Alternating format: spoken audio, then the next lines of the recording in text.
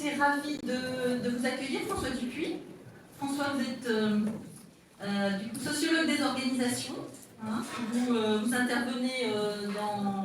Vous me disiez tout à l'heure que vous intervenez encore dans plein de structures, hein, en faisant du conseil. Vous avez travaillé pendant plus de 15 ans avec Michel Crozier. Donc vous faites évoluer la pensée aujourd'hui, vous la transmettez et c'est ce que vous allez faire aujourd'hui avec nous.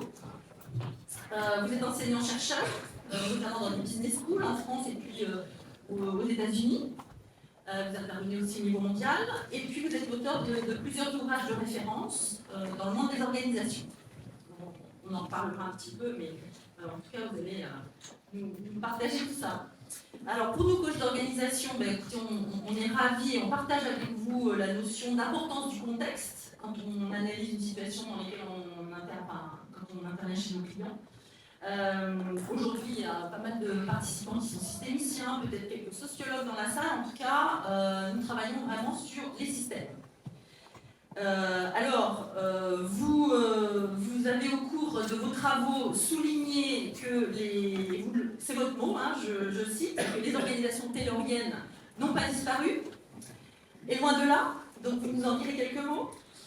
Vous fustigez notamment les dirigeants qui prennent le contrôle par la mise en œuvre de process de reporting qui finalement ont un effet inverse à l'effet escompté, à savoir la réussite des transformations.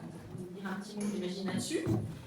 Dans vos 3 derniers ouvrages, Lost in Management, vous démontez les mécanismes de l'appauvrissement de la pensée managériale qui finalement ont des conséquences sur les organisations assez dommageables, j'ai envie de vous dire.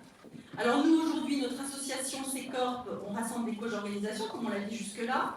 Nous accompagnons des individus, et notamment vous aviez fait des hypothèses sur effectivement la montée du coaching dans les organisations, notamment le coaching individuel, mais nous accompagnons aussi des collectifs, et notamment sur des transformations culturelles.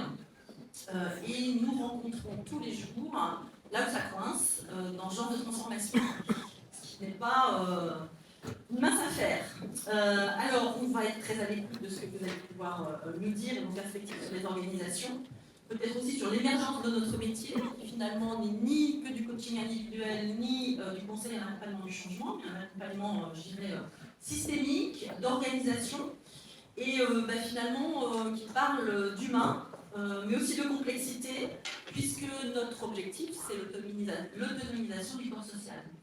Donc je vous laisse la parole et on vous remercie chaleureusement d'être parmi nous, parce que je crois que vous me disiez tout à l'heure aussi que vous êtes une des rares conférences que vous avez acceptées, en tout cas ce trimestre, et on est très content de vous écouter. Donc je vous laisse la parole.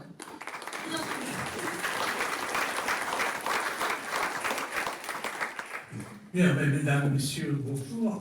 C'est d'abord à moi de vous remercier de m'avoir invité, et c'est toujours un plaisir de s'adresser à des professionnels, parce que ça permet d'avoir un dialogue, même si le temps qui nous est imparti est assez court. Et ce que je voudrais vous dire, c'est que je vais profiter d'être parmi vous pour véritablement me centrer sur une perspective purement sociologique. C'est ce que l'on peut tirer de la sociologie des organisations à travers ce que vous appelez les coachs d'organisation. Et je vous ai remarqué à Carole que j'ai découvert à travers le fait de venir ici, j'ai découvert la différence entre les coachs individuels et les coachs d'organisation dont je ne connaissais pas l'existence préalablement. Voilà, pour être bien clair avec vous, je ne savais pas votre métier, Carole me l'a gentiment expliqué et j'en suis absolument ravi. Mais ce que je vais essayer de faire, c'est de vous dire ce que la sociologie des organisations, excusez-moi, cette formation peut apporter, et je sais qu'il y a dans la salle, j'en connais, certains d'entre vous qui ont touché de près à cette matière, à mon prix ce qu'ils avaient envie de prendre, d'autant plus que, moi je vais insister là-dessus, mais ce n'est quand même pas la seule façon d'aborder les organisations. On peut être impérialiste, mais il y a une limite quand même. Donc on reproche souvent aux crozériens orthodoxes. Moi je suis un crozérien orthodoxe. On leur reproche souvent une espèce de vampirisation qui fait que plus personne d'autre n'aurait la légitimité de parler de cela. Donc, si on en a la possibilité. Donc on va diviser notre moment en deux temps. Dans un premier temps, je vais essayer de dire ce que la sociologie des organisations effectivement peut apporter. Et dans un deuxième temps, on pourra peut-être avoir quelques minutes pour des questions et des réponses, sachant que comme je suis très mal élevé, vous allez le constater, il y a 3 heures vraiment, il faut que je m'en aille à 15 heures. Parce que n'étant pas parisien, ce qui est un crime, n'étant pas parisien, j'ai un avion à prendre pour rentrer chez moi. Alors, je voudrais commencer par être un petit peu provocateur. Et vous dire, quand le sujet m'a été proposé, mettre l'humain au cœur de la transformation des organisations, je me suis dit, mais est-ce que ce sujet n'est pas tautologique? L'humain, donc, alors, et ça mène donc la question, ah bon, mais si on veut mettre l'humain au centre des organisations, alors qu'est-ce qu'une organisation? Ça veut dire qu'elle n'est pas l'humain, puisqu'on va y transposer l'humain dedans. Ce que je veux dire, c'est. Et d'ailleurs, quand j'ai écouté, et ça vous a parlé, votre président, etc., 2-3 fois, et c'est tout à fait naturel, on a lâché le mot structure. Ah, voilà, il a été lâché le mot structure. Et donc, on va avoir comme premier élément fort de discussion de se demander qu'est-ce qu'une organisation. Et d'ailleurs, je dois vous dire, vous avez eu la gentillesse de dire que j'enseignais dans des business schools, aussi bien en France qu'aux États-Unis, et finalement c'est pareil. Quand on pose aux gens la question qu'est-ce qu'une organisation, ils ont du mal à répondre. Et directement ou indirectement, ils répondent en termes de structure de côté, et structure plus règles, procédures, process, tout ce qui est censé expliquer comment la structure fonctionne. Et ce faisant, on fait une erreur. Vous savez, c'est une erreur. Je veux dire, on ne peut pas réduire une organisation à une structure ou un ensemble de règles, de procédures, de process, de tout ce que vous voulez. On ne peut pas. D'ailleurs, on le sait tous. Regardez par exemple, est-ce qu'il y a dans cette salle ici des gens qui seraient encore assez naïfs, si je peux me permettre, pour penser que les organisations fonctionnent suivant leurs règles? Mais bon, si c'était le cas, vous auriez plus de boulot. Mais non seulement les organisations ne fonctionnent pas selon leurs règles, mais encore, heureusement, voilà. Parce que s'ils cherchaient à fonctionner suivant leurs règles, je mets règles au sens générique du terme, process, processus, définition de fonction, toutes ces choses inutiles, eh bien, si elles cherchaient à fonctionner selon leurs règles, elles se bloqueraient immédiatement.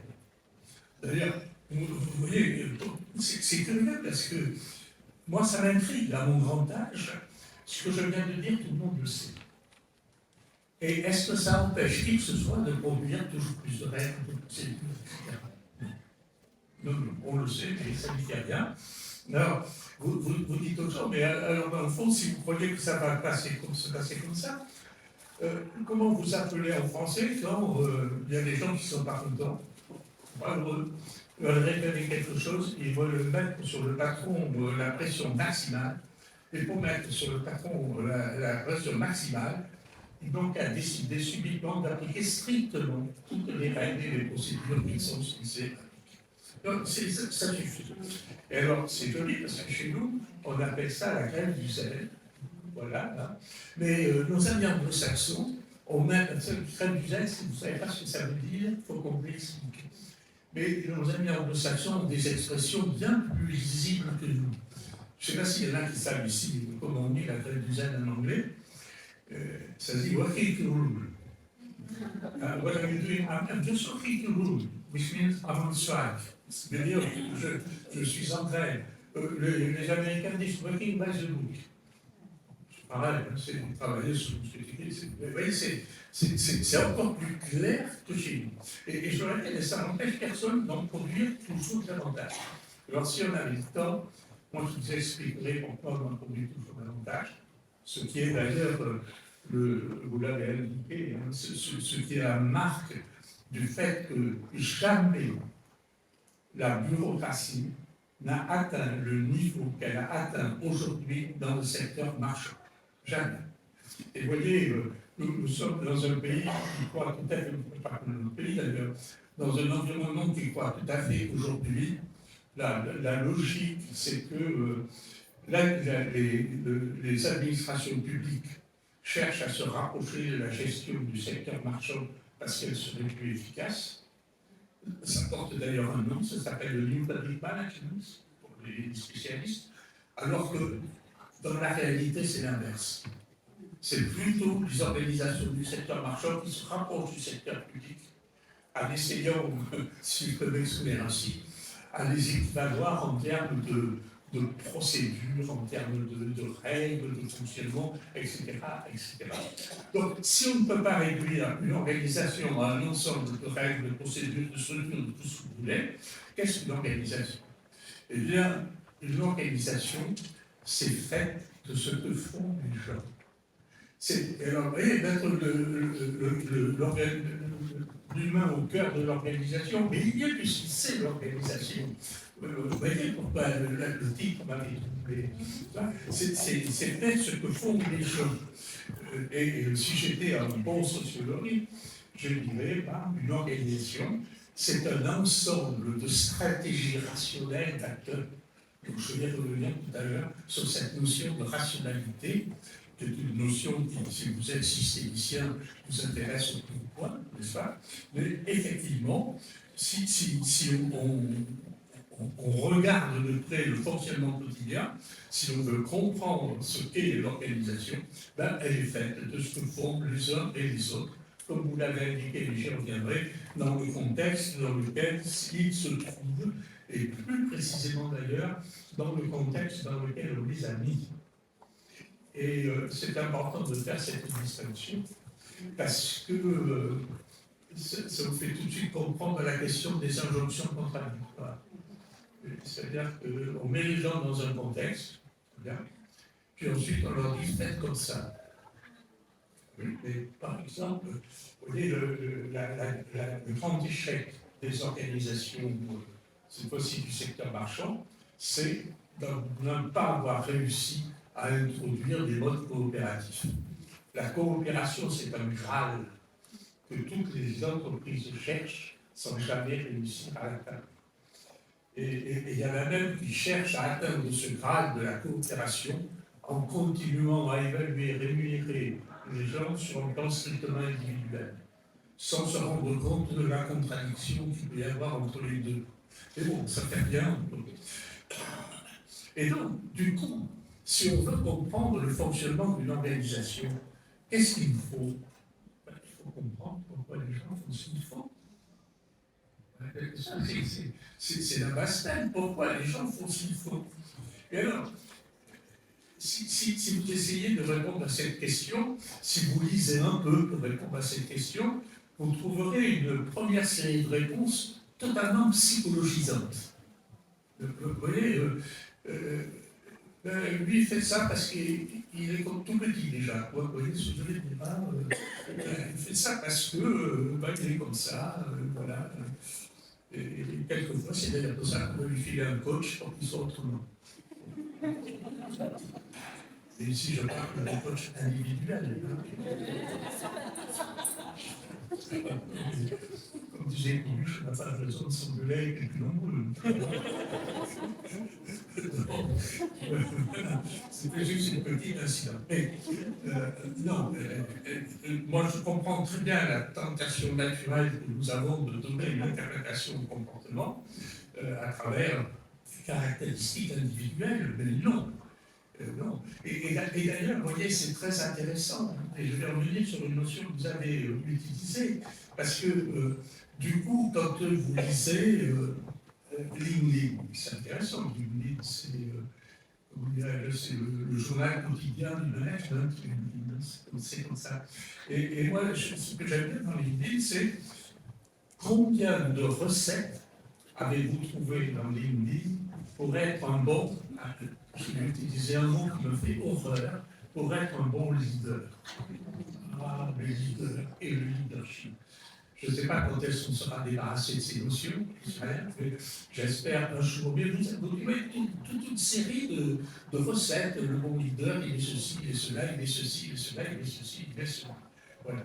Et si vous voulez être un bon leader efficace, eh ben, faites ceci, faites ceci, faites ceci, faites cela. Ce qui, chaque parole, comme vous l'avez noté, décontextualise complètement le comportement des acteurs. Parce que si vous, Carole, vous êtes un bon leader dans votre organisation et vous m'expliquez ce que vous faites pour être un bon leader, moi je vais être un bon leader dans mon organisation en faisant ce que vous faites. Sauf que comme nous ne sommes pas dans le même contexte, je peux me présenter de la meilleure des façons. Et donc, pour essayer de creuser cette notion, pourquoi les gens font ce qu'ils font, je vais quand même faire appel ici à un certain nombre de gens, comme par exemple Albert Simon, l'économiste américain, voilà, qui a dit des choses là-dessus que je vous recommanderais à tous de lire. Thomas Schelling, c'est Simon, c'est un pionnier, Schelling aussi. Lisez un petit livre, un vieux petit livre, qui s'appelle La tyrannie des petites décisions, qui est un petit livre tout à fait passionnant sur le comportement des acteurs. Et puis, bien sûr, je vais citer Michel Crozier. Sinon, tant que je ne le cite pas, il se retrouverait dans ce tour. Et qu'est-ce qu'ils nous ont dit, ces gens? Je vais formuler en termes le plus simple possible.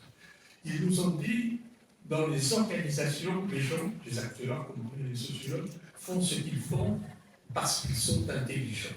Jamais parce qu'ils sont bêtes.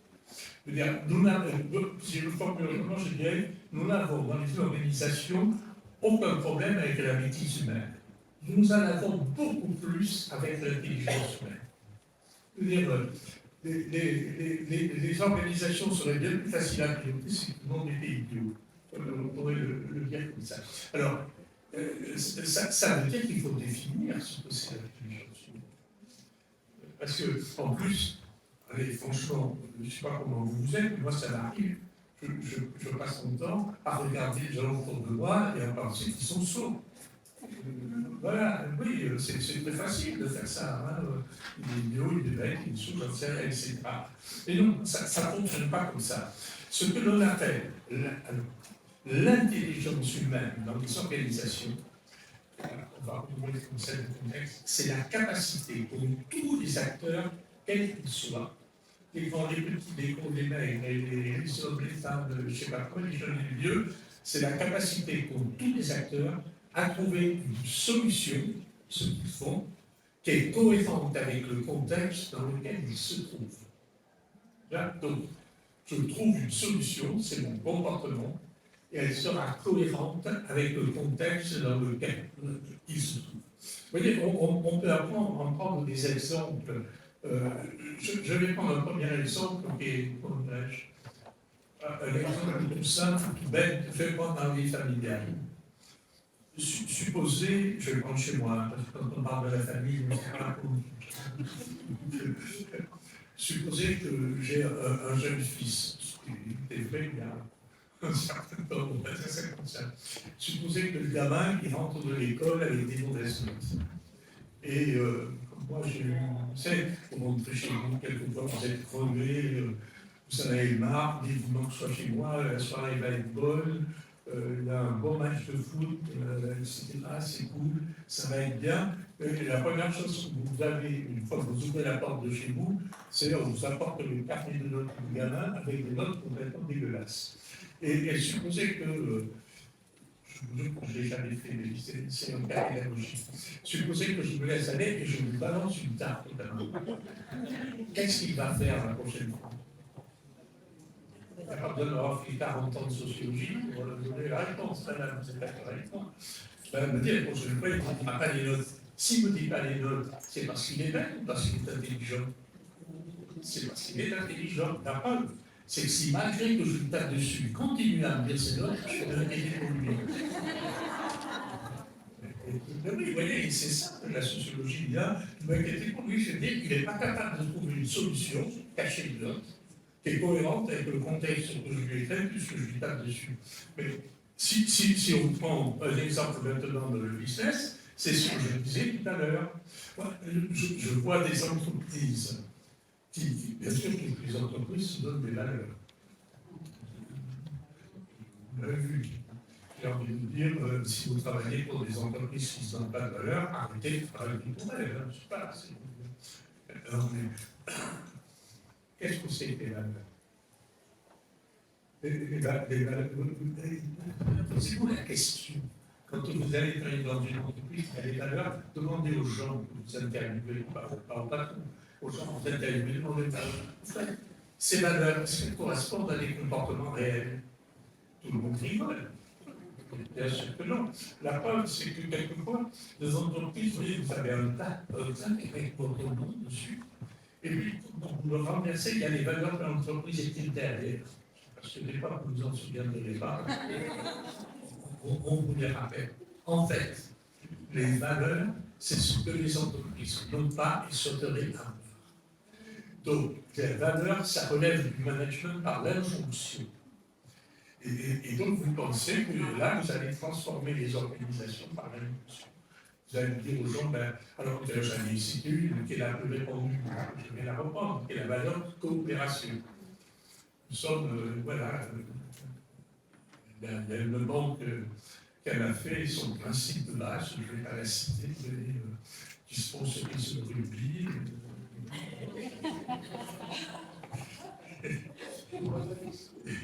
Et dans laquelle le président avait fait, effectivement, travailler à l'équipe, de la coopération, le mec ultra du fonctionnement de son organisation.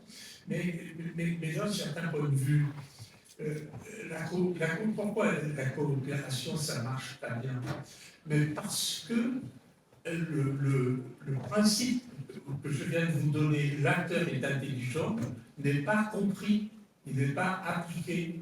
C'est-à-dire le lien entre le contexte dans lequel je mets l'acteur et le comportement que j'attends de cet acteur est un lien qui n'est pas fait. Et d'un certain point de vue, les entreprises ne veulent pas se lâcher les mains sans se tenir des pieds ou l'inverse. Eh bien, sur la coopération, je vais dire, ok, la coopération c'est essentiel. Tout le monde a compris que la coopération c'est essentiel. Je ne sais pas, vous le savez tous, non? Je suppose. La coopération, c'est le moyen, ce n'est pas une vue de l'esprit, la coopération, c'est une nécessité dans les organisations. C'est ce qui permet tout à la fois de réduire les coûts, tout en améliorant la qualité. Ce qui est quand même la recherche de toute organisation, réduire les coûts en améliorant la qualité. Oui, mais dans ce cas-là, encore faut-il mettre les acteurs dans un contexte dans lequel ils auront intérêt à coopérer. Et bien, si vous ne voulez pas vous lâcher les pieds sans vous tenir des mains ou l'inverse, vous allez à la fois demander aux acteurs de coopérer, mais en même temps, vous allez quand même continuer à les évaluer individuellement, à les rémunérer individuellement, à les bonusser, comme on dit, individuellement, ce qui fera une contradiction entre le message d'un côté et le contexte de l'autre. Et faites-en votre credo, parce que c'est un vrai credo, quand dans une organisation, il y a une dissonance entre le message envoyé et le contexte dans lequel se trouve l'acteur, l'acteur privilégiera toujours le contexte et oubliera le message. Voilà. Et donc, à ce moment-là, vous dire, oh, mais c'est que tu n'as pas compris, c'est que ceci, c'est que cela, bref. Donc, alors, si maintenant, je veux formuler la même chose en un langage un petit peu plus complexe, on va dire ça comme ça, j'ose pas dire scientifique, ceux d'entre vous qui ont fait un peu de sociologie, derrière cette notion d'intelligence de l'acteur, ils auront reconnu la théorie de la rationalité limitée. Voilà, je vois des gens qui approuvent. Donc la théorie de la rationalité limitée que vous trouvez exposée dans le dernier chapitre du Marx et Simon, les organisations, c'est tout ça, vous trouvez exposé là-dedans. Et qu'est-ce que ça nous dit, la théorie de la rationalité limitée? C'est important de l'avoir en tête. Elle nous dit que l'irrationalité n'existe pas. Or, regardez le nombre de comportements que nous interprétons à travers l'irrationalité des acteurs. C'est fou le nombre de comportements que nous interprétons dans ce cadre-là. Il est irrationnel, n'est-ce pas? Et non, tous les acteurs sont rationnels au sens que j'ai donné à l'intelligence de l'acteur. D'ailleurs, quand on lit le Marsh et Simon, qui est un vieux livre, je crois que c'est un livre de 1954, quelque chose comme ça. Oui, c'est ça. Je suis semblé même si en 1954, je n'étais pas encore un âge de lire le Marsh et Simon. Mais ils disent très bien, vous voyez, nous réfléchissons en termes de rationalité absolue. C'est-à-dire la meilleure façon, la seule bonne façon de faire quelque chose, c'est comme ça. Ça, c'est ce qu'on appelle la rationalité absolue. La rationalité limitée, c'est dans le contexte dans lequel se trouve l'acteur, et bien la solution qu'il trouve, c'est celle-ci. Ça, c'est la rationalité limitée. Et ils ont d'ailleurs une belle image dans un livre, qui est un livre, il faut le lire quand même, hein, parce que c'est pas de la BD, hein, je peux vous le dire. Ils ont une très belle image. Ils disent, comme je l'ai entendu, il faut l'appeler en disque. Ils disent la différence entre rationalité absolue et rationalité limitée, c'est la différence entre rechercher dans une meule de foin l'aiguille la plus fine ou rechercher dans la même meule de foin une aiguille qui soit assez fine pour vous. Et vous voyez, ça veut dire, ce matin, quand je me suis habillé pour venir vous voir, ben, je constate qu'il me manque un bouton de chemise. C'est pas correct quand même, hein, c'est pas convenable pour venir vous voir. Alors, un ingénieur peut m'expliquer, si tu ne veux pas abîmer ta chemise, il te faut l'aiguille la plus fine. Parce que la meilleure solution, c'est l'aiguille la plus fine. Oui, mais moi je suis pressé quand même, je vais être à l'heure, etc.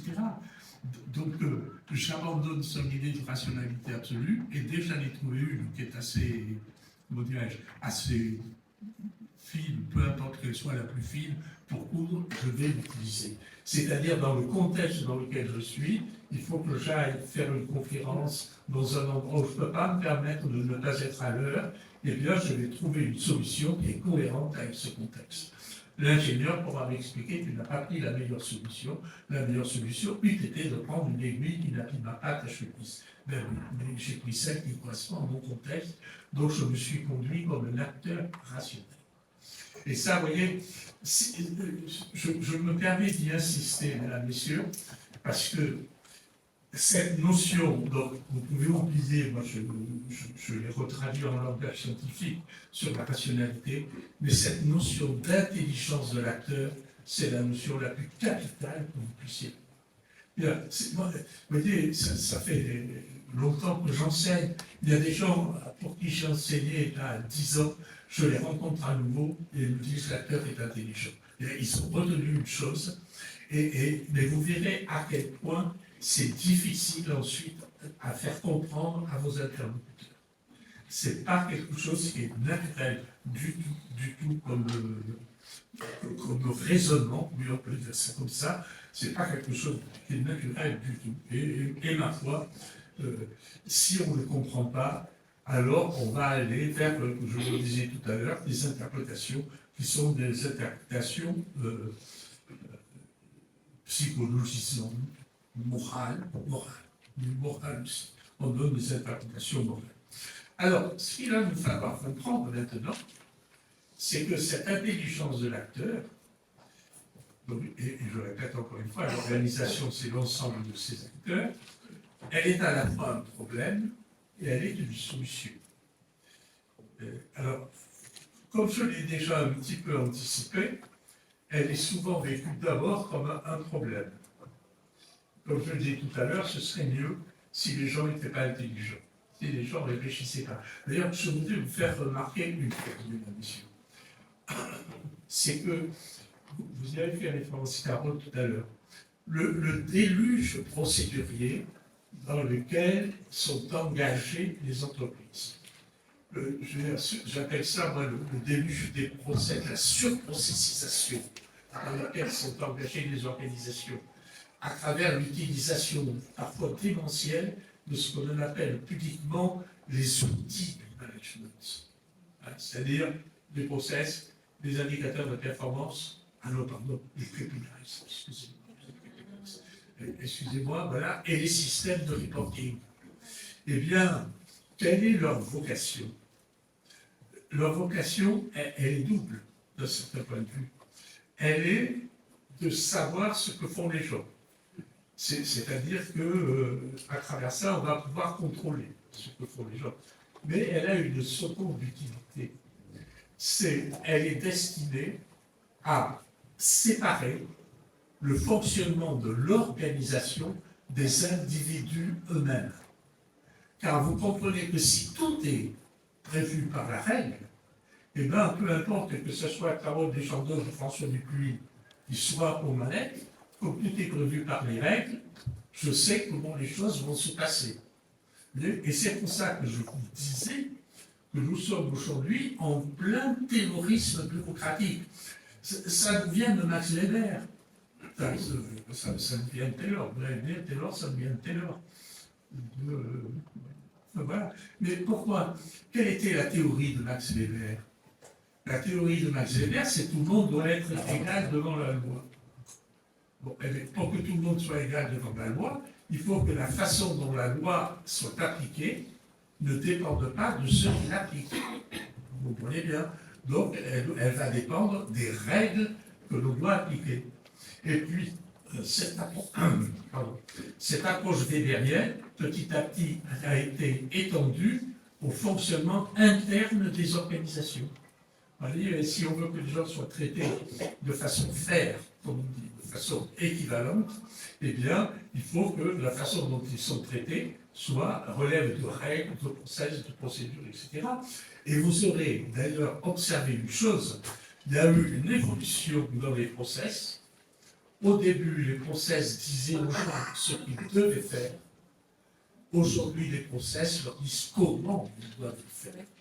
C'est-à-dire que la réduction de la marge de liberté est aujourd'hui poussée à l'extrême dans la surprocessisation des organisations.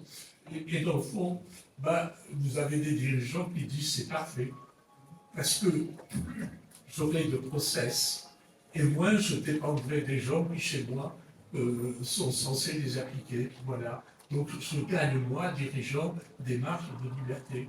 Le problème, ça nous ramène à ce qu'on disait tout à l'heure, c'est que l'effet produit est exactement l'effet inverse. C'est-à-dire, plus je produis de règles générales et impersonnelles, de process, de procédures, et moins l'organisation peut fonctionner en les suivant. Et donc, l'organisation ne peut fonctionner que parce que les acteurs vont accepter de ne pas appliquer les règles et les process qu'ils doivent appliquer. Je voudrais vous l'illustrer. Avec deux de mes collègues, nous avons fait en 2020, donc en plein Covid, c'est pour ça que c'est 2020 en plein Covid, on a fait une étude sur 9 organisations. Alors, je ne dis pas 9 entreprises, parce qu'il y avait une administration au milieu qui était en conseil général. Mais les 9 organisations étaient toutes des grosses organisations. Je n'ai pas l'importance que je les cite, mais il y avait, je ne sais pas, Veolia, Sodexo, ce n'était pas des PME, c'est ce que je veux dire. Et on s'est posé la question, et on l'a posée aux dirigeants, c'est les dirigeants qui ont accepté que l'on travaille là-dessus, et de dire, mais comment est gérée la crise chez nous? Comment est gérée cette crise Covid chez nous? Qui la gère? Et on est parti d'une définition. Qu'est-ce que ça veut dire gérer la crise? Ça veut dire poursuivre l'activité. Vous comprenez ce que je veux dire? Gérer la crise, ce n'est pas simplement distribuer des masques, du gel, etc. Il faut que l'activité continue. Lorsque nous avons regardé comment a été gérée la crise, on a trouvé deux choses. La première, d'ailleurs, je crois qu'aucune des deux, je vais vous étonner. La première, c'est que c'est l'environnement de proximité qui a géré la crise. C'est-à-dire, ça a redistribué les cartes au sein de ce qu'on appelle le management. C'est effectivement ceux qui sont au contact direct des équipes qui travaillaient sur la production de l'activité, qui ont été capables de gérer cette crise, au détriment d'ailleurs, par exemple, de tout ce qui est l'encadrement intermédiaire, qui a eu beaucoup de mal, et qui a toujours d'ailleurs beaucoup de mal à se positionner aujourd'hui dans les organisations. Voilà, la question n'est pas résolue. Mais le deuxième point que nous avons mis en évidence, qui ne vous étonnera peut-être pas, c'est que cet encadrement de proximité a géré la crise en pratiquant ce que l'on appelle la désobéissance organisationnelle. C'est-à-dire la désobéissance organisationnelle, oui, j'entends vous dites oui parce que vous avez bien compris ce que ça veut dire. Hein. Ça veut dire, si je veux poursuivre l'activité, je ne peux pas le faire en appliquant les règles. Donc, je vais m'exonérer de toutes ces règles, sauf que là, personne ne leur a reproché.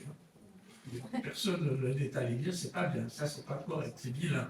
Et comme je me souviens que quand nous avons restitué ça aux dirigeants d'entreprise, voilà, c'est la désobéissance organisationnelle qui vous a permis de continuer votre activité. Certains ont sursauté et d'autres en ont tiré les conséquences. Et quelles conséquences en ont-ils tiré? Et là, je citerai aucune d'entreprise. C'est de se dire, mais dans le fond, mon organisation, elle a aussi bien fonctionné et même mieux fonctionné sans le fatras bureaucratique, moi j'appelle ça comme ça, le fatras bureaucratique. Et qui est-ce qui produit le fatras bureaucratique? C'est les fonctions support-siège. Et donc, une des leçons qui a été tirée, qui est une vraie transformation dans quelques organisations, c'est de se dire stop, on va dégraisser, excusez-moi l'expression, mais ils l'ont posé comme ça, une bonne partie de ces fonctions support-siège, et on va laisser faire, pour partie, je ne suis malheureusement pas sûr que ça dure éternellement, on va laisser faire l'encadrement de proximité lorsqu'il s'agit d'organiser la production au quotidien.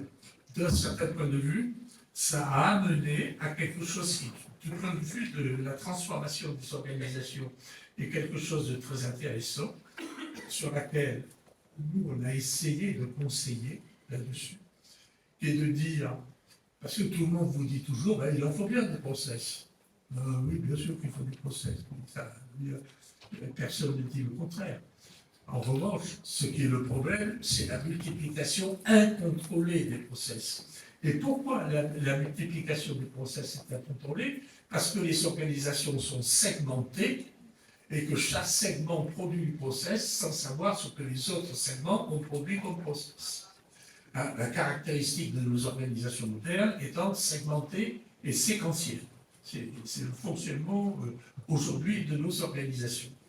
Eh bien, ce vers quoi on a tendu à ce moment-là, et on a essayé, dans un rôle d'accompagnement du changement qui est le vôtre, hein, de leur dire, vous avez dans vos organisations deux niveaux. Vous avez un niveau que l'on va appeler le non négociable, c'est-à-dire ce qui constitue votre être en tant qu'organisation, en tant qu'entreprise. Ça n'est pas négociable. Je vais vous prendre un petit exemple pour être sûr que c'est bien compris par tout le monde, ce qu'on appelle le non négociable. Il n'y a pas très longtemps, sur une autre entreprise, c'est pas celle qui a fait l'objet des études en 2020, qui est une entreprise du tourisme pour laquelle je travaillais, et j'expliquais au PDG, qui lui alors a une telle croissance que pour arriver à gérer la croissance, il faut qu'il produise des process. Parce que sans ça, il n'est pas capable de tout avoir sous contrôle. Et il se rend compte, comme je l'ai expliqué depuis le début, que ça ne marche pas. Je lui dis, vous avez du non négociable, et puis ensuite, vous laissez les gens s'adapter au contexte dans lequel ils se trouvent.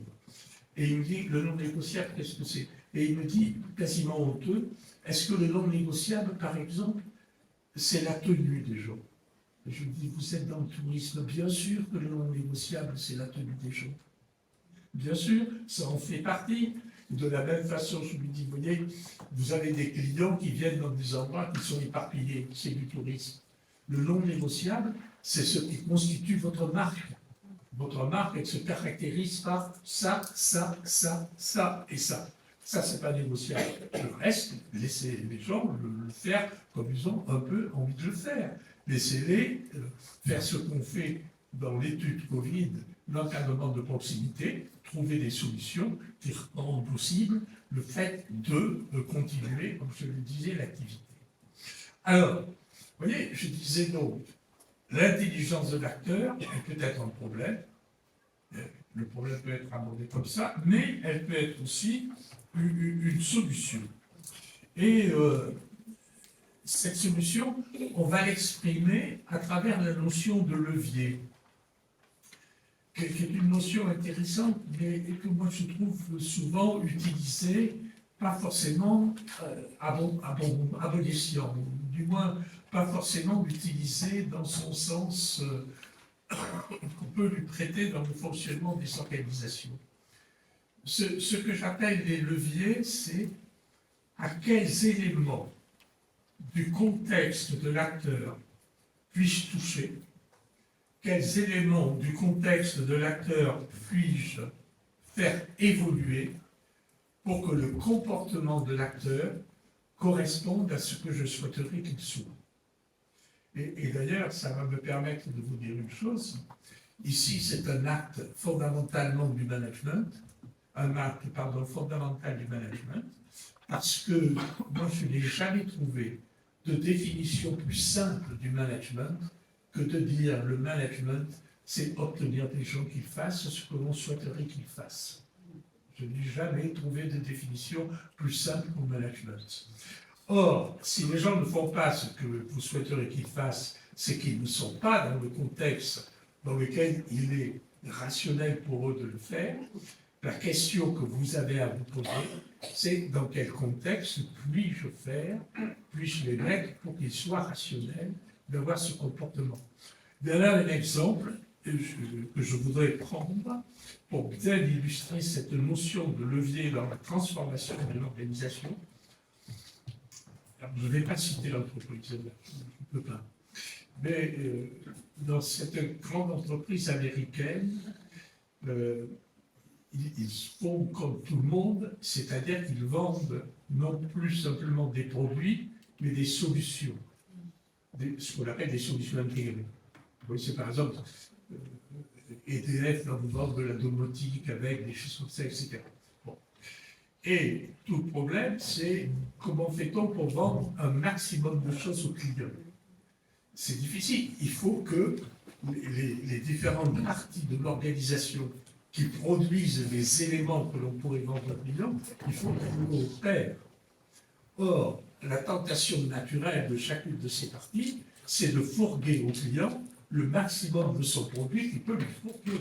Ce n'est pas de lui fourguer le produit du copain. Ça ne l'intéresse pas du tout. Et là, dans cette entreprise qui n'est pas la seule, ils ont travaillé sur la notion de contexte. Quel est le contexte qui va faire que moi qui vends ceci, j'ai intérêt à attirer l'attention de mon client sur cela, sur cela et sur cela. Et ils ont créé ce qu'ils appellent les shadow PNL. C'est une notion difficile quelquefois à expliquer. C'est-à-dire, si vous travaillez dans la branche A, tous les produits qui seront vendus à ce client de la branche B, C ou D, vous seront comptés à vous. C'est-à-dire tout le monde se verra compter la totalité des produits et services qui ont été vendus à ce client. Alors ensuite, il faut faire une réconciliation. Ils la font. Mais vous voyez bien que si vous fonctionnez comme cela, vous mettez les acteurs dans un contexte dans lequel, alors, la stratégie rationnelle, intelligente, comme vous voulez, c'est bien effectivement de coopérer à la vente maximale que l'on peut faire vis-à-vis d'un tel client. Je le dis parce que, pour montrer que ça n'est pas impossible, et en même temps pour vous montrer qu'il n'y a pas de règle. C'est-à-dire que c'est dans chaque organisation, en fonction de ce qu'elle fait, du produit ou du service qu'elle met sur le marché, qu'elle peut s'interroger là-dessus. Maintenant, vous voyez bien que pour faire des choses pareilles, vous vous heurterez à la résistance des dirigeants.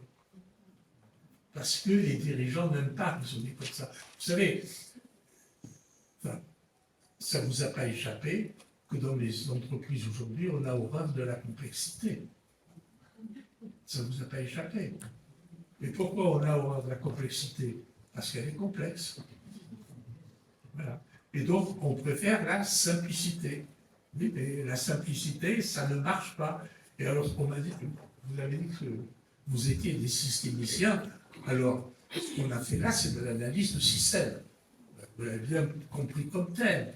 Mais vous vous rendez compte d'une complexité. Moi, je préfère de beaucoup, si je suis un dirigeant, je fais appel à McKinsey. McKinsey, il a dans son placard la solution à mon problème et qu'il ne connaît pas. Enfin, la caractéristique de ce genre d'organisation, c'est de trouver des solutions à des problèmes qu'ils ne connaissent pas. Pour reprendre un mot de Crozier, le problème, c'est le problème. Le problème, c'est le problème. Alors, arrêtez de trouver des solutions aux problèmes que vous ne connaissez pas. C'est d'ailleurs pour ça que vous observerez qu'une stratégie des grands cabinets de conseil, c'est ce que moi j'appelle la stratégie de Pénélope. Vous savez, Pénélope, elle attendait Ulysse, hein, et alors, pour pas que notre prétendant puisse arriver, elle était tricotée la nuit, ce qu'elle avait tricoté dans la journée. Et bien, moi j'observe quelques cabinets de conseil, à mon grand âge, je peux me permettre, ils surprocessent une organisation, puis ensuite ils disent il y a trop de process, il faut arrêter le process. Pénélope, pas de façon de le considérer que ceci. Voilà. Bien. Mais pourquoi ça convient aux dirigeants et aux décideurs? Parce que n'oubliez jamais que ces grands cabinets de conseil n'ont pas pour fonction principale de créer l'organisation la plus efficiente. Ils ont une fonction de légitimation. C'est-à-dire que c'est McKinsey qui l'a dit, ou BCG qui l'a dit, ou je ne sais pas qui l'a dit, donc ça a une fonction de légitimation, et du coup ça me dédouane d'un certain point de vue des décisions qui ont été prises. Alors, une fois qu'on a dit ça sur la notion de levier, une fois qu'on a compris qu'effectivement, quand on a compris pourquoi l'acteur fait ce qu'il fait, il faut trouver les bons leviers, et donc ce sont les leviers qui vous permettront de créer la cohérence entre le message que vous envoyez et le contexte dans lequel vous aurez mis les acteurs. Alors, une fois qu'on a dit ça, je dirais que la suite de l'histoire, vous la connaissez. La suite de l'histoire, vous la pratiquez. Et je dis ça sérieusement. C'est-à-dire, une fois que vous avez fait tout ce qui précède, tout ce que je viens de décrire, mais c'est là qu'il faut remettre l'humain, au sens auquel du terme, le cœur de la transformation. Parce que la recherche des solutions qui créent la cohérence entre le message et le contexte, c'est pas vous qui la trouverez. C'est-à-dire qu'il faut revenir vers les acteurs eux-mêmes. Et qu'est-ce qu'il faut faire avec ces acteurs? Il faut faire trois choses. La première chose, c'est leur restituer l'analyse que vous avez faite. Vous voyez, j'ai parlé tout à l'heure des grands cabinets de conseil. Ça me fascine. Bon, je le confesse, humblement, j'allais diriger un de ces cabinets de conseil, qui était Mercer. L'ancêtre d'Oliver Wyman. J'étais fasciné. Les consultants m'amenaient leurs propositions, 50 pages. Moi, je serais chef d'entreprise, en lisant la proposition, je dirais, bon, je n'ai plus besoin, il y a tout dedans. Voilà. Il y avait une notion qui me frappait toujours, il y avait le diagnostic vous sera offert. C'est-à-dire, le diagnostic, on s'en fout. C'est ça que ça représente. Ça n'a pas d'importance. Or, moi, dans tout ce que je viens de vous dire, l'importance, elle est dans le diagnostic. C'est la fameuse phrase, le problème, c'est le problème. Et quand vous ne connaissez pas le problème, vous vous agitez dans le vide. Donc, voilà, une fois que vous avez... Non seulement le diagnostic ne vous est pas offert, mais le diagnostic, ça va être l'élément clé qui va permettre d'avancer dans le processus d'accompagnement du changement. Parce que vous allez dire, OK, je vais faire des groupes de travail pour regarder à quelle solution on peut parvenir. Oui, mais des groupes de travail, il faut les alimenter. Et des acteurs ne seront jamais d'accord sur la solution tant qu'ils ne seront pas d'accord sur quel est le problème. Or, ce que j'ai essayé de vous dire, j'espère que c'était clair pour vous, c'est que le fait d'être capable de faire une analyse de l'organisation dans les termes que j'ai essayé de décrire pour vous a comme vertu essentielle de ne culpabiliser personne. Puisque si vous partez de l'idée que les acteurs font ce qu'ils font parce qu'ils sont intelligents, ça veut dire que vous n'avez aucune raison de leur reprocher de faire ce qu'ils font. Ça ne veut pas dire que ce qu'ils font est acceptable. Ça veut dire qu'ils ne sont pas responsables au sens moral de ce qu'ils font. Et donc, quand vous faites des groupes de travail pour rechercher des solutions, le premier point, c'est de leur restituer le diagnostic qui a été fait. Le premier point d'une stratégie d'accompagnement du changement, c'est de mettre les acteurs d'accord sur la nature du problème. Tant qu'ils ne seront pas d'accord sur la nature du problème, ils s'engueuleront. Puis le deuxième temps de cette démarche, c'est de leur faire chercher des solutions. Vous voyez, moi je vais vous raconter encore une... Je procède par exemple parce que ça illustre mieux. Vous voyez, il y a longtemps, et il y a Jean-Yves Guélin, je vois là, ça me rappelle des souvenirs. Tu étais déjà avec nous quand on a fait Air France. Donc, tu te souviens de l'histoire. Voilà. Donc, Air France faisait faillite. Les plus jeunes ici ne le savent pas. Air France faisait faillite, donc on nomme le nouveau PDG, qui était Christian Blanc, voilà, etc. Et il nous demande de faire un diagnostic. Qu'est-ce qui se passe dans Air France? Donc on a fait un diagnostic, pourtant on n'était pas très nombreux à l'époque dans l'équipe, mais ça a bouffé 80% de l'équipe pour faire ce diagnostic. Mais ensuite, on l'a restitué plus de 40 fois, ce diagnostic. C'est-à-dire 40 fois, on est allé à la maintenance, on est allé aux escales, on est allé dans les différentes parties de l'organisation pour restituer le diagnostic. Et ensuite, effectivement, on a pu faire des groupes de travail. Vous voyez, le type de groupe de travail, c'est qu'est-ce qu'un demi-tour réussi? Ce qu'on appelle le demi-tour dans l'aviation, c'est ce que c'est. L'avion arrive et va repartir. Voilà. Et il y a 11 métiers qui s'activent autour de l'avion pour qu'il puisse repartir dans de bonnes conditions. Et le problème, c'est que tout le monde s'engueulait. Donc, comment faut-il travailler pour optimiser les 40 minutes qui normalement devaient être le temps de stationnement de l'avion? Eh bien, là, vous avez des acteurs qui vous proposent des solutions qui sont finalement, je vais dire une bêtise, mais c'est une vérité. Je me souviens très bien d'avoir dit à Blanc, je lui ai dit, écoutez, ça n'est pas le meilleur président du monde, c'est-à-dire vous, ni le meilleur consultant du monde, c'est-à-dire moi, qui pouvons trouver la solution. Il faut vraiment qu'on demande aux gens. Et ça, c'est la deuxième étape.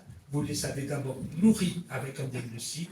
Ensuite, vous pouvez les faire travailler sur la base de ce diagnostic à la recherche de solutions. Mais à une condition, c'est le troisième point, c'est qu'il soit clair pour tous les acteurs que ce n'est pas parce qu'ils vont proposer des solutions que toutes les solutions seront adoptées. Leur vocation, ce n'est pas qu'elles soient adoptées, leur vocation, c'est qu'elles soient légitimes. Et elles sont légitimées par le fait qu'elles ont été, pour partie, en grande partie, proposées par les acteurs eux-mêmes de l'organisation. Si donc, maintenant, je voulais essayer de conclure dans les temps que nous avions définis, mais j'ai réussi à respecter à peu près. Mais je voulais dire deux choses. Vous voyez, la transformation des organisations, c'est d'abord et avant tout un problème de raisonnement. C'est un problème de raisonnement. C'est comment vous raisonnez. Or, j'ai entendu ce mot qui me fait plaisir, vous êtes des systémiciens. eh bien, vous devez raisonner à travers ce que nous, on appelle l'analyse stratégique et systémique des organisations. C'est-à-dire une organisation comme un ensemble de stratégies d'acteurs, et ces stratégies faisant système les unes par rapport aux autres. Et c'est ce travail-là qui est le premier travail à faire, qui est un travail difficile, il faut avoir été formé pour le faire, mais c'est lui qui ensuite vous donnera tout le matériel nécessaire pour accompagner le changement et lutter contre les dérives bureaucratiques. C'est-à-dire, vous voyez, moi je vais vous dire une chose, quand je fais ce genre de travaux, je dis dans les groupes de travail que j'anime, je dis aux gens, voilà, vous pouvez me proposer toute solution, pourvu que votre solution, vous me la justifiez par le changement de comportement des acteurs qu'elle va impliquer, qu'elle va produire. Si vous me la justifiez simplement en me disant, ben, on va changer de structure, ça ne m'intéresse pas. Parce qu'on peut avoir 20 fois la même structure, on peut avoir 20 structures différentes et exactement le même comportement derrière. Donc, ce n'est pas parce que vous allez changer de structure que vous allez changer votre organisation. Et ça, c'est très difficile à faire comprendre. Ce n'est pas parce que vous avez changé de structure que vous allez changer votre organisation. En revanche, proposer des éléments qui sont des leviers qui vont produire du changement de comportement des acteurs, alors là, oui, vous êtes dans un véritable processus de changement. Mais bien entendu, ce que je viens de dire là est extrêmement exigeant intellectuellement et vous allez vous heurter à toute une série d'intérêts, vous allez vous heurter à, comme je l'ai dit tout à l'heure, à des acteurs pour qui vont vous dire c'est trop compliqué, c'est trop compliqué. Vous voyez, moi, je vais vous dire une anecdote amusante. Jean-Yves, ça va te rappeler à une fois Air France. Quand on avait fait Air France, en plein milieu, il y avait eu un article dans l'Expansion qui s'appelait « Des sociologues au chevet d'Air France ». Et j'avais reçu le lendemain matin un coup de fil d'Edouard Dormaillère, qui à l'époque, personnellement, était PDG d'Air Liquide, et qui m'avait dit « Monsieur Dupuis, je veux vous voir, parce que je ne comprends pas, alors que c'est déjà un tel bordel chez Air France, qu'il fasse appel à un sociologue. » Et bien, ça m'a fait bouger.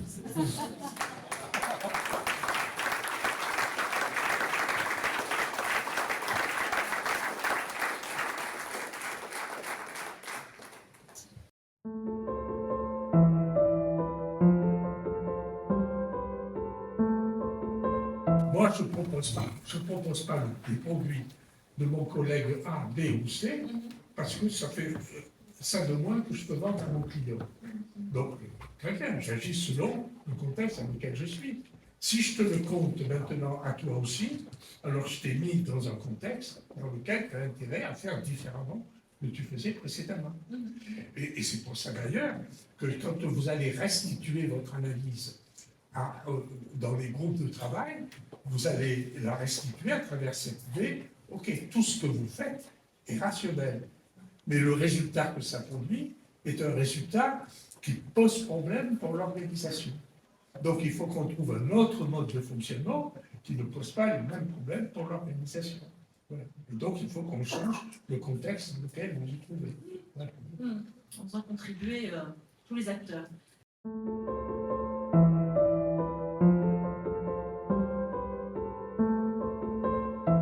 Vous dites une chose qui effectivement dépasse un petit peu ce qui était notre sujet et en même temps explique beaucoup de choses. Mais toute l'école et après l'école, toute la formation que nous recevons, elle conduit dans ce sens-là. C'est-à-dire c'est le plus intelligent. Alors, ensuite, vous avez le moyen d'évaluer l'intelligence. Hein. On n'est plus dans l'intelligence au sens sociologique. On est dans l'intelligence normative, telle que la définissent l'école, les grandes écoles, tout ce que vous voulez. Et effectivement, c'est ceux que l'on considère comme les plus intelligents, qui souvent, par exemple, sont ceux qui ont la parole la plus facile, pour le dire comme ça, et que l'on va effectivement promouvoir. Mais il y a un autre défaut, monsieur, que vous auriez pu souligner, qui est que, vous voyez, qu'est-ce qui fait que l'on va promouvoir des gens dans une position de manager? C'est bien souvent parce que c'est les plus compétents techniquement. Or, c'est deux choses différentes. Vous voyez ce que je veux dire? C'est vraiment deux choses différentes. Et moi, ça me surprend toujours quand je vois le fait qu'effectivement, un tel, il est très fort, techniquement parlant, etc. Et c'est lui qui va être, voilà, qui va être nommé manager, qui va être promu, etc., etc. Donc, il y a ces deux systèmes de promotion qui peuvent poser problème au management des organisations. C'est sûr. Par contre, monsieur, si c'est le système scolaire et universitaire, là, c'est pas demain la veille que ça va changer. C'est-à-dire, good luck. Hein,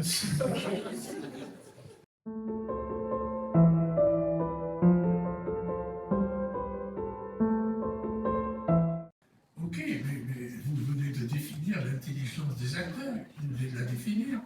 L'intelligence des acteurs, c'est d'avoir ce comportement craintif que vous décrivez, parce qu'ils sont dans un contexte qui est un contexte insécurisant.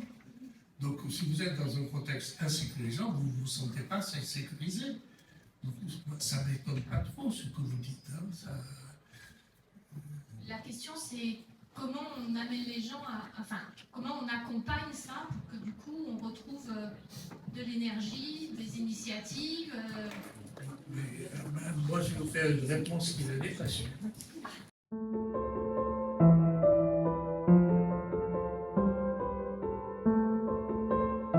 Ouais, c'est pas simple. C'est pas simple du tout. Hein. On la connaît bien, la question sur les normes ISO, qui effectivement, moi j'en vois apparaître tous les jours des nouvelles, des normes ISO. Alors, la première chose qu'on peut dire, c'est que les normes ISO, enfin, elles ne sont pas destinées concrètement à améliorer la qualité. Elles sont destinées à vous certifier, ce qui est quelque chose de tout à fait différent. Donc, à un moment donné, il faut penser comment, dans l'organisation, vous pouvez atteindre le niveau de certification sans mettre en danger ce qui, pour vous, constitue l'essentiel de votre fonctionnement. Parce que quelquefois, vous trouverez des contradictions entre les normes qu'on vous demande. Et en plus, c'est votre client qui va vous demander d'être certifié ceci, certifié cela, parce que lui se couvre à travers votre certification. Mais vous voyez ce que je veux dire, hein?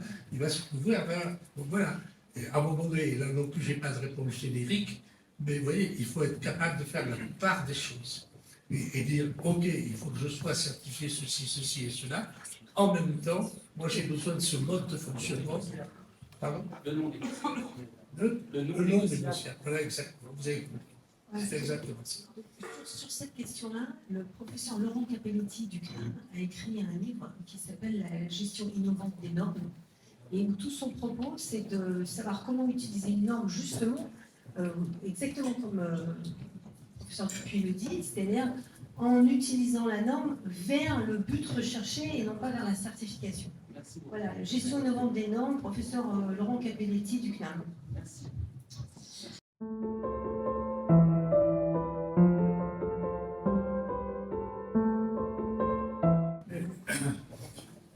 Par définition. Excusez-moi, par définition, je vous dirais, c'est vrai.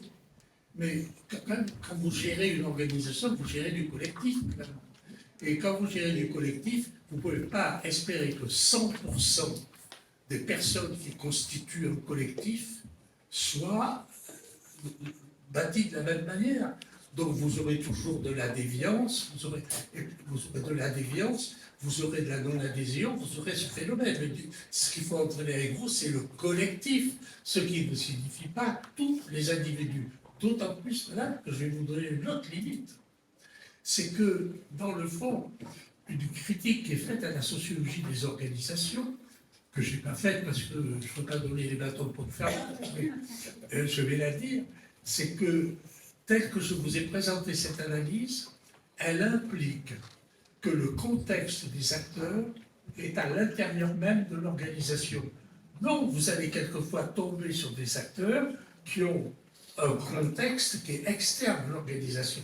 Il y avait un très bon livre je me souviens d'une sociologue qui s'appelle Danielle Kergouat, qui avait étudié les grèves de 1968 dans une usine. Et dans cette usine, il n'y avait quasiment que des travailleurs immigrés. Et elle s'apercevait que, grosso modo, ils se scindaient en deux groupes. Un premier groupe qui participait activement aux grèves, les piquets de grève, etc. Et un deuxième groupe qui attendait que ça se passe et que les Français aient bien voulu régler leurs problèmes entre eux. Et alors, elle cherchait à savoir qu'est-ce qui distinguait ces deux stratégies qui étaient différentes, alors même que ces acteurs étaient dans le même contexte. Vous voyez ce que je veux dire? Vous dites, ah ben, quand même, alors, toute bonne histoire de contexte, elle est fausse. Vous voyez ce que je veux dire? Vous dites, et donc, comme c'était une chercheuse remarquable, elle est retournée sur le terrain, elle a réinterviewé ces populations, mais elle les a interviewées sur leur projet de vie. Et elle s'est rendue compte qu'il y avait deux projets de vie. Il y avait un premier projet de vie qui était un projet intégration. Je veux m'intégrer à la population française, etc. Eux, ils participaient activement aux grèves. Et il y avait le projet de retour au pays, c'est-à-dire j'essaie d'accumuler un peu d'argent, puis je vais retourner ensuite au pays. Et ceux-là ne participaient en rien au mouvement. Là, vous voyez, le contexte, il n'était même pas à l'intérieur de l'organisation. Donc, non seulement vous aurez toujours des individus qui seront différents, mais vous aurez en plus, éventuellement, des investissements alternatifs, comme on dit quand on est un sociologue connu.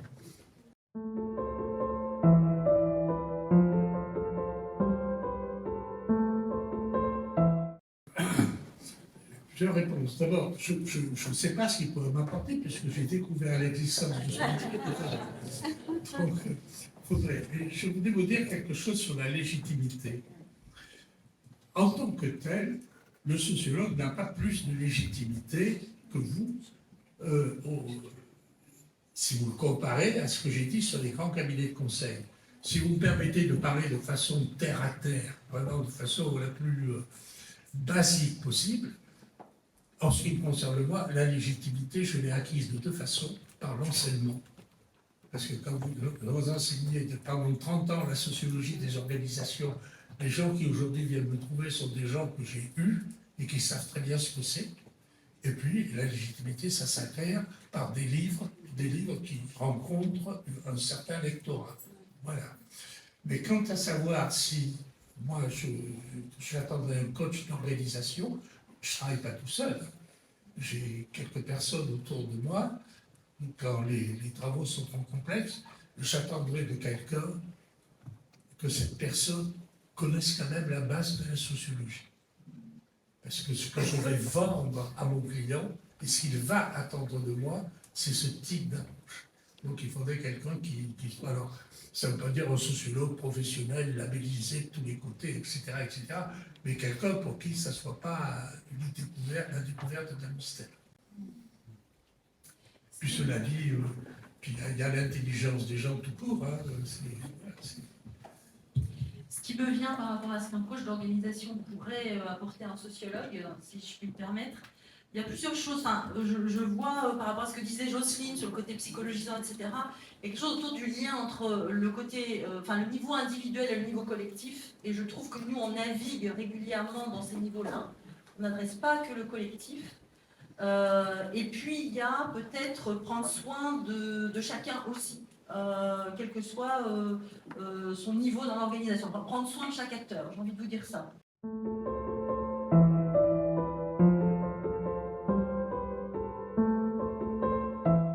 Ça ne rentre pas du tout dans mon discours.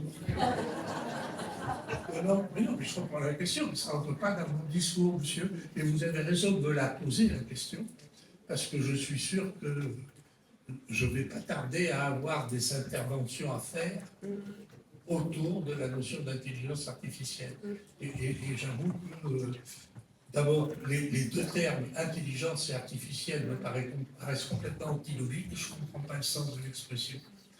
Voilà, et je demande toujours, est-ce que les algorithmes qui constituent l'intelligence artificielle ont été eux-mêmes élaborés par une intelligence artificielle? Pardon? Certains, oui, Certains. voilà, mais au début, voilà. Mais pour le moment, je ne peux pas vous répondre, je n'ai jamais eu d'intervention à faire autour de ce sujet-là, donc je vous raconterai n'importe quoi. Très bien, ben nous en avons fini avec les questions.